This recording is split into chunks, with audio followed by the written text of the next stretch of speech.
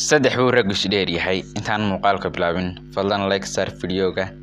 sii share garee follow soo page-keena Salmaan Ismaaluure saddex buu rag is dheer yahay Soomaalidu waxay tidhaahdaa saddex ayuu rag is dheer yahay ama ku kala hormaray kow garashada waxa soo socda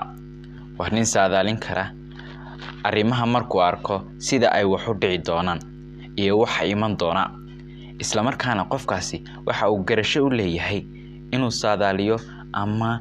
ifafaala ka bixiyo waxa dhici doona marka waxa la yiri kow wuxuu is dheer yahay garashada waxa soo socda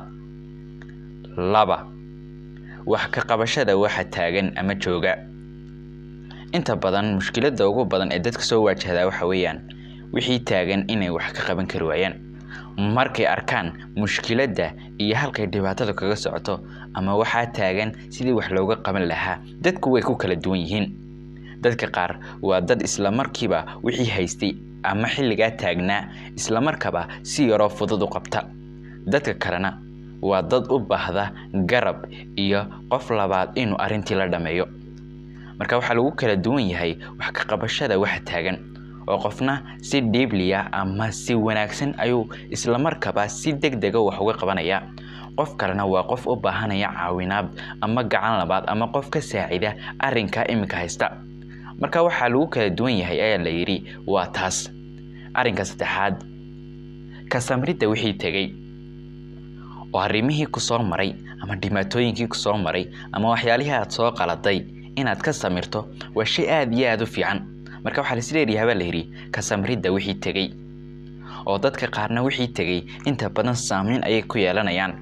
oo markaste way ku soo noqonayaan aqligooda iyo maankooda oo taasina waxay u keenaysaa niyad jab badan iyo dib u dhac badan oo markaste waxay oranayaan oo ay ku calancalayaan maxaan saa u sameyn waayay haddaan saa sameyn lahaa sidaan uma dhacdeen dadka qaarna waa dad oranaya wax tagay tiigsimaan ma leh mar labaad miyay soo noqonaya wixii waa maya horooga soo soco noloshaadana yaan saameyn ku yeelanin ee horooga si dhaqaaq dadna waa dad sida oranaya marka waxa la isku dheer yahay oo la isku dhaafay in laga samro wixii tagay oo qofku aanay saameyn noloshiisa dambe ku yeelan laakiin haddii ay ku yeelato markaste wuxuu la noolaanayaa wixii hore ama xusuusihii hore ayaa qalbigiisa iyo maankiisa markaste ku soo laalaabanaya taasina waa keenaysa inuu qofku in badan ka fikiro wixii hore oo aanu oranba maxaa ka sii horeeya intan ood hore uga sii dhaqaaqi kartaa marka arinka saddexaad ee la isdheer yahay ee la isku dhaafay ee raggu isdheer yihiin waxa weeyaan ka samrida wixii tagay